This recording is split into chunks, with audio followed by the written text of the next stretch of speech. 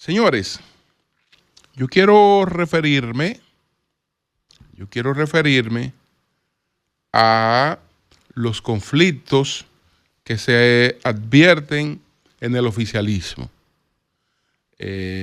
Abordar tanto el pronunciamiento, el desaguisado de Alfredo Pacheco, como lo que entiendo que fue un error de Magín Díaz, pero como siempre las cosas hay que contextualizarlas para que la gente pueda entenderla, porque un hecho no surge ese día. Siempre hemos dicho que un hecho siempre está originado por otro y ese otro ha estado originado por un hecho anterior. Aquí el presidente tiene que jugar su rol, y tiene que entender que su autoridad está ampliamente cuestionada. ¿Qué es lo que ha pasado? ¿De dónde viene todo esto? Bueno, siempre hemos dicho que sobre la mesa del que gobierna hay muchos temas y hay muchas presiones. Uno puede advertir algunas, pero el que verdaderamente sabe todo lo que está manejando es el que está en el gobierno. El presidente Luis Abinader no pudo hacer una reforma fiscal porque esa reforma pues no se sociabilizó, no se abordó de manera correcta, etcétera, y se perdió el mejor momento del gobierno para hacer una reforma fiscal.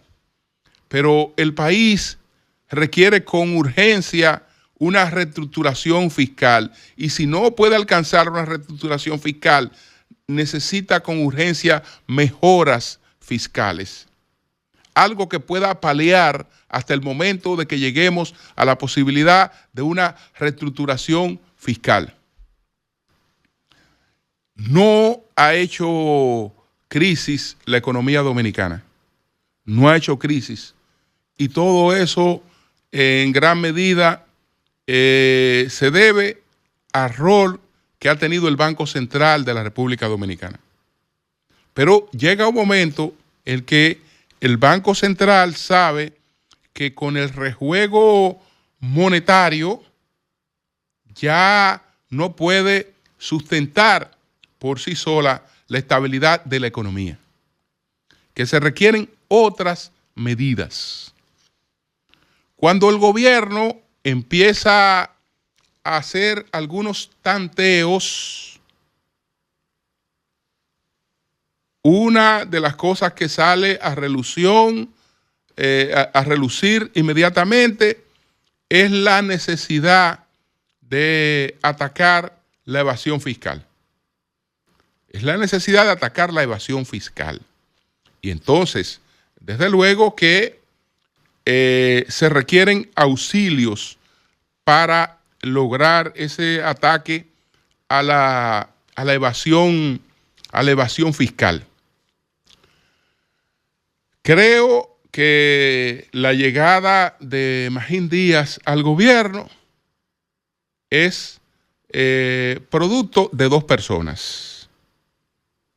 Del gobernador del Banco Central, que es el que está cargando más pesado en una situación que él sabe que es insustentable en las circunstancias actuales, y la señora vicepresidenta de la República, Raquel Peña. Porque el propio presidente solicita que se le colabore en ese sentido, pero el presidente está recibiendo, digamos, opiniones del empresariado y de sectores fuertes del empresariado que le están expresando una serie de cosas falsas o verdaderas, pero le están expresando cosas que probablemente otros no dominen. Pero el presidente sí la sabe y entonces conoce de la necesidad de producir algunos cambios. Cuando se produce la decisión de la designación de Magín Díaz como ministro de Hacienda, se conoce de un incidente. Se conoce de un incidente que se produjo en presencia del presidente, porque los incidentes no son... Estamos explicando de dónde vienen estos últimos incidentes. Cuando se produce esta designación de Magín Díaz, que fue en julio, a mediados de julio, creo que el 11 de julio, por ahí, del 2025, en el despacho del presidente se produjo un incidente con el director de Impuestos Internos, el licenciado Luis Valdés. Luis Valdés se expresó totalmente en contra de esa designación en presencia del licenciado Magín Díaz e incluso se insubordinó. Y al retirarse de la reunión, extraño porque es una persona muy ecuánime, al retirarse de la reunión, en términos un tanto violentos, le dijo al recién designado ministro de Hacienda: usted y yo no vamos a ver la cara. Usted y yo no vamos a ver la cara. Eso ocurre en presencia del presidente. Ok, perfecto.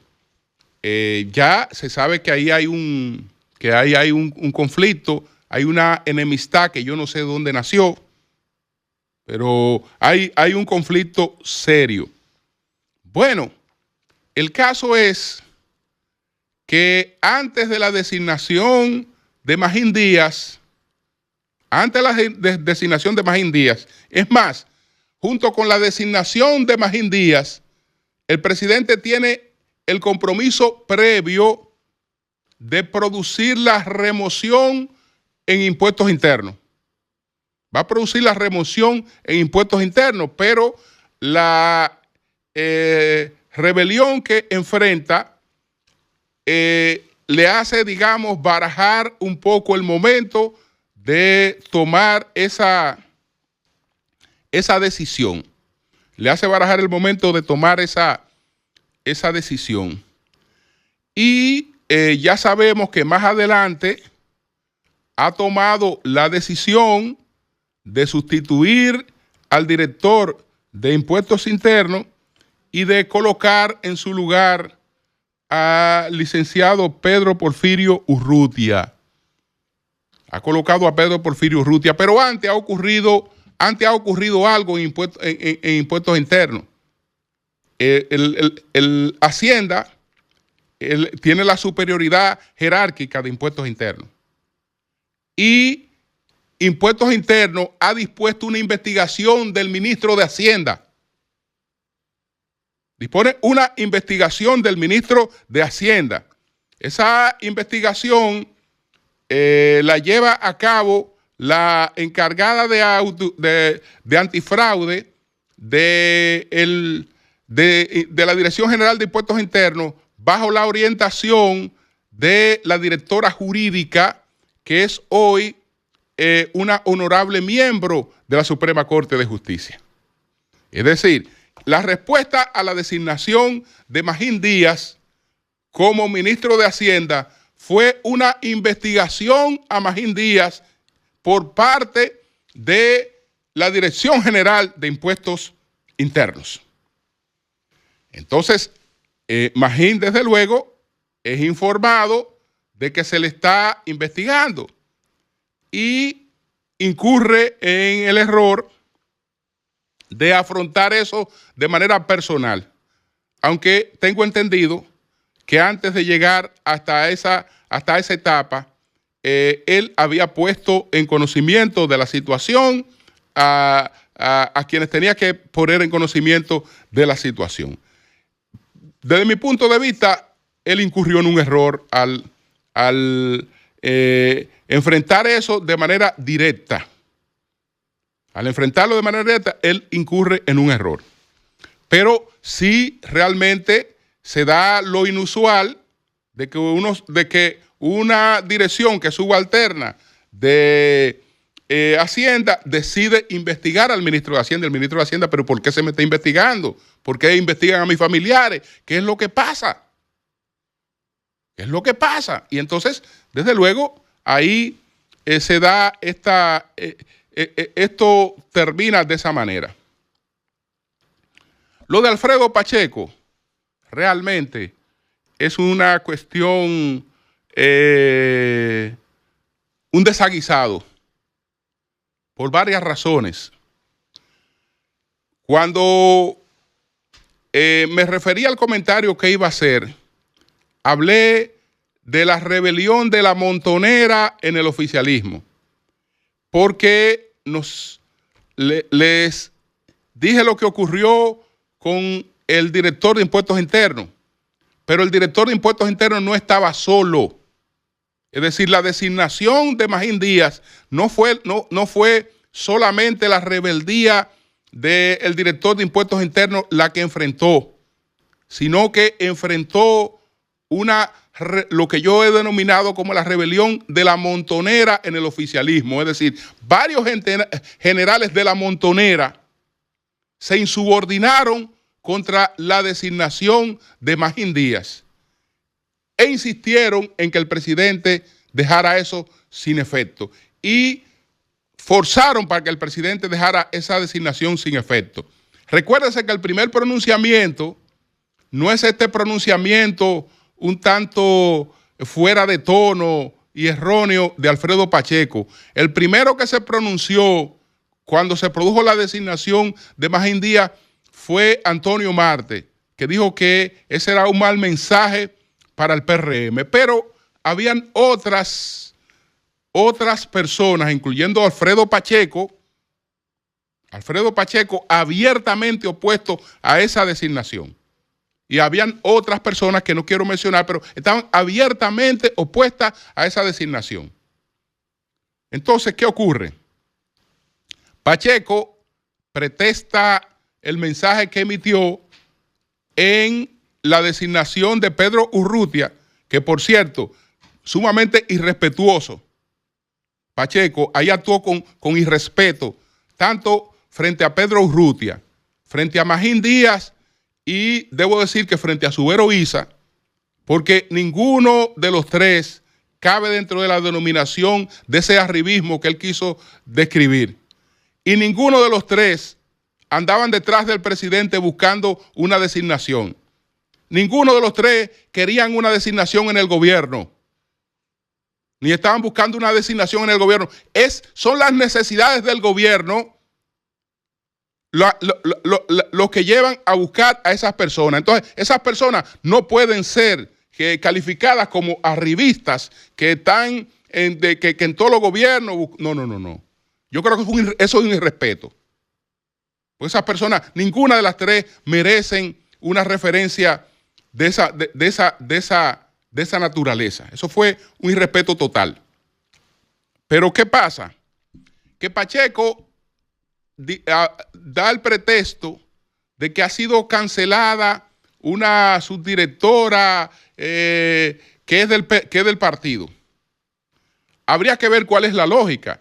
Quiere decir que si el gobierno se ve en la necesidad de buscar gente para incorporarla al gobierno y busca gente independiente, en este caso, por ejemplo, Pedro Urrutia. Pedro Urrutia, todo el mundo sabe que es una persona sumamente exitosa en el sector privado, que no sé a qué diablo ha ido al sector público. Y estoy seguro que esa presencia de él en el sector público no está apoyada por su familia, porque es una persona que no busca nada ahí. No le estoy hablando de una persona que yo le puedo decir que es rica, no. Si me voy a referir a él, no puedo decir que es rico, porque es rico cualquier una persona muy rica. En su actividad privada, que la buscan para ir ahí. Entonces, ¿qué quiere ¿Qué quiere decir esta lógica de Alfredo Pacheco? Que si el presidente apela a un técnico independiente o a una persona del sector privado para quitar la cuestión de independencia, esa persona tiene que trabajar con el equipo que el PRM le determine. Es un absurdo. Eso es un absurdo. ¿Por qué? Porque una de las razones por las que se produce el cambio no es sencillamente por una cabeza, por una persona, es por una estructura. Es por una estructura. Entonces, eso no tendría realmente sentido. Y él dice, no, que nosotros no hemos preparado y estamos preparados. Bueno, Pacheco, ese alegato se saca en muy mala hora. Hermano, ese alegato de que ustedes están preparados se saca en muy mala hora, porque yo no sé si tú ignoras que una de las razones que ha producido esto es el robo más grande que se ha producido en este país, que es el robo de Senasa. Una de las razones, y no me diga que lo del escándalo de Senasa estalló después de la designación de Magino, todo eso se sabía, el presidente estaba manejando todo eso sobre la mesa. Estaba manejando eso y estaba manejando otras cosas que están sobre la mesa. Entonces, que estamos preparados, pero caramba, tú me vas a decir que estamos preparados cuando lo que estamos discutiendo en este país, que se ha hecho un robo que jamás se había hecho en este país. Entonces, ¿cuál es la bendita preparación? ¿Cuál es la bendita preparación si tú el que ha gobernado ha podido hacer una reforma y ha podido hacer una reestructuración fiscal y no se ha podido hacer una reestructuración fiscal? ¿Cuál es la preparación? Evidentemente que faltan cosas ahí. Faltan cosas ahí. Entonces yo creo que esto no es un momento de estar alegando de que los PRM estamos preparados. No. El presidente se ve en la necesidad de procurar un relanzamiento y de buscar algunas caras nuevas justamente para lavarle la cara al asunto. Es para lavarle la cara al asunto que el presidente se ve en la obligación de eso. Pues esto no es momento de estar alegando de que esa supuesta preparación, ¿para qué? Para el hoyo eléctrico. ¿Usted sabe para qué estamos preparados? Punta Catalina, que es lo único que se puede exhibir aquí en muchísimos años, todavía no ha sido ni siquiera recibida. No han tenido el coraje de decir, mira, nos estamos beneficiando de esta cuestión, vamos a recibirla. Todavía ni siquiera la han recibido. Fíjense lo preparado que no la han recibido todavía. No la han recibido todavía. Entonces, mi mensaje final, bueno, presidente, yo le voy a referir brevemente unos momentos históricos. Está lo que ocurrió en mayo, el 9 de mayo de 1975. Los generales que Balaguer se enfrentó en ese momento o que enfrentaron a una decisión de Balaguer no eran de la montonera. No eran de la montonera como en este caso. Me refiero a la montonera porque en este caso son generales políticos, etcétera, son generales civiles. Por eso que le denomino la montonera, pero los de Balaguer no eran de la montonera. Balaguer tomó una decisión y la plana mayor de las Fuerzas Armadas estaba en contra y 7 generales fueron y le enviaron una carta a Balaguer renunciándole, incluyendo el ministro de las Fuerzas Armadas. ¿Qué hizo Balaguer? Déjeme la carta ahí. Déjeme la carta ahí.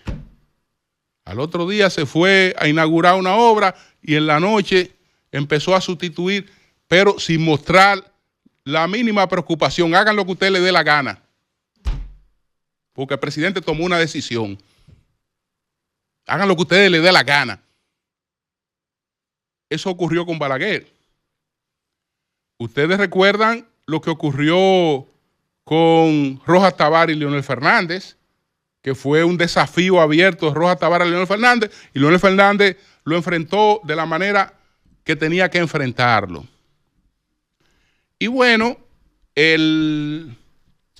estamos hablando de que el 23 de febrero de 1981, un coronel un coronel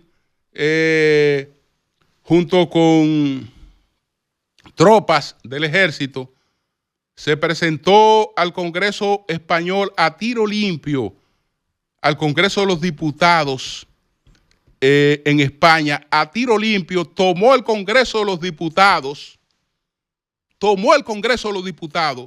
pero no se, hay un lujo que no se lo permitió, que no se lo llevó. Hay un lujo que no se lo llevó. Hay algo que frustró ese operativo. Habían 300 diputados, honorables diputados en el Congreso de los Diputados en esos momentos. 277 metieron la cabeza debajo del hemiciclo. Hubo 3 que no lo hicieron.